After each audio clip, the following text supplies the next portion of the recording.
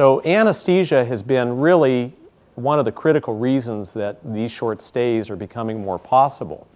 Up until about 7 years ago, most patients had general anesthesia, and then it became well known that the patients that only had the spinal anesthesia did much better, their pain was better, they lost less blood, and that it's generally better not to have a general anesthesia unless you absolutely have to do that. The other thing that's happened is in the last several years, there are newer pain blocks that anesthesia doctors now give that reduce pain by about 50%.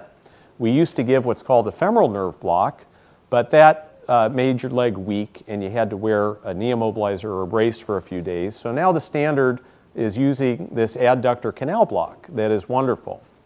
And then the other thing that's counterintuitive but now is becoming more obvious is that we try to stay away from narcotics as much as possible because they actually slow down the recovery. It's not just the unpleasant side effects, but people actually are better with their therapy and recover faster by limiting the narcotics that we're using in these surgeries. Another huge deal that used to be a big problem was blood loss. And believe it or not, an old medicine that was used in heart surgery was tested and found to be amazing for joint replacement surgery. Tranexamic acid can be given as a pill or in an IV form or even applied to the area that's being worked on. And in the last 5 years, I haven't needed to transfuse a single patient. Now, in part, this goes back to the patient-specific technology that's not as invasive, but that's a really dramatic improvement across the board for every surgeon that's using this. And in hip replacement, the transfusion rate is lower.